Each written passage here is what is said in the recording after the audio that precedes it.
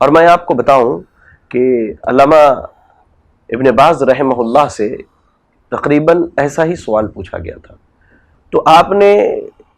وہ حدیث بتلائی جسے علامہ البانی رحمہ اللہ نے السلسلہ الصحیحہ کے اندر نقل کیا ہے، اور اس کے شواہد بھی انہوں نے ذکر کیے ہیں۔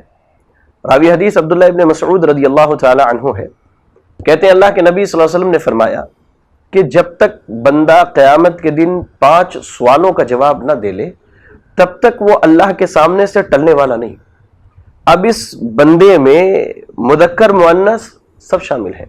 تغلیباً مذکر کا لفظ استعمال کیا گیا ہے، ورنہ جب تک کوئی مرد یا کوئی عورت جسے اللہ نے دنیا میں نعمتیں دی ہیں ان نعمتوں کے متعلق اللہ کو جواب نہ دے لے تب تک اللہ کے سامنے سے ٹلنے والا نہیں۔ اور انہی نعمتوں کا ذکر کرتے ہوئے اللہ کے نبی صلی اللہ علیہ وسلم نے 5 نعمتوں کا ذکر کیا۔ آپ نے کہا کہ سوال ہوگا عن عمرہ فیما افناہ، کہ اللہ نے جو اسے عمر دی اس عمر کو کہاں لگایا۔ وعن شبابہ فیما ابلاہ،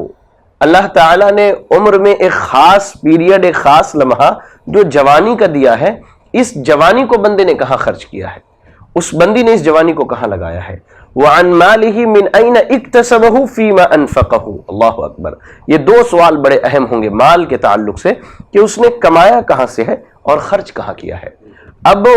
ہم اگر 2000 کے کپڑے میں زندگی گزار سکتے ہیں تو ہمیں 5000 کا کپڑا خرید کر کے اسراف کی ضرورت نہیں ہے، کیونکہ جو پیسہ بچ رہا ہے اس سے ہم ان مساکین اور محتاج کی مدد کریں جو واقعی مدد کے حقدار ہو رہا ہے،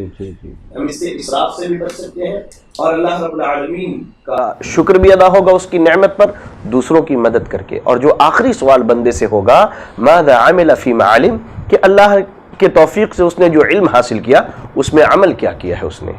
لہذا اللہ نے جتنی بھی نعمتیں دی ہیں اللہ تعالیٰ قیامت کے دن ہم سے ان نعمتوں کے متعلق سوال کرے گا، تو اللہ کی نعمتوں سے فائدہ ہم اٹھائیں، لیکن یہ خیال رکھتے ہوئے کہ ہم جتنا زیادہ فائدہ اٹھائیں گے اتنی زیادہ ہی ہمیں اور آپ کو اپنے اعمال کا حساب دینا ہے۔ اور مزید ویڈیوز کو دیکھنے کے لیے آپ ہمارے YouTube چینل کو سبسکرائب کریں۔ فجزاکم اللہ خیرا۔